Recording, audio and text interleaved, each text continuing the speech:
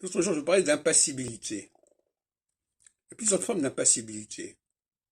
Il y a la personne qui a toujours le même visage, parce qu'elle ne sait pas moduler son visage, elle ne l'a pas appris, et elle a une structure physiologique qui ne lui permet pas beaucoup.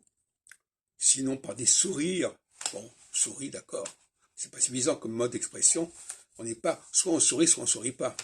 C'est pas binaire à ce point-là.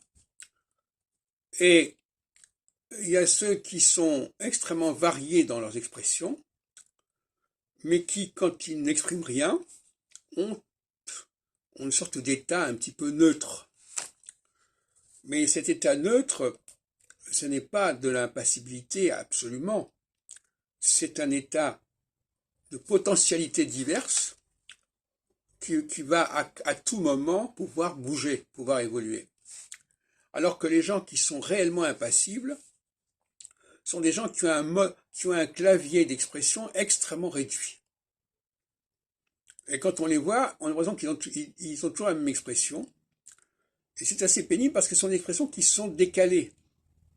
Quand vous avez toujours la même expression, 9 fois sur 10, vous n'avez pas la bonne expression, parce qu'elle n'est pas l'expression adéquate, c'est une expression qui est décalée. Par contre, quelqu'un qui a un grand registre d'expression, il est toujours en phase avec la situation. C'est pas du tout la même chose. Alors, pour ceux qui ont une difficulté à moduler leur expression, leur seule solution, c'est la parole. Il faut parler. Et en parlant, on dit...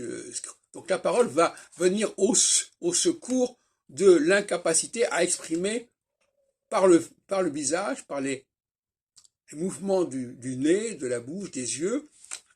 On n'arrive pas à s'exprimer, on n'a pas tout l'alphabet voulu, et par conséquent, on va compenser par la parole.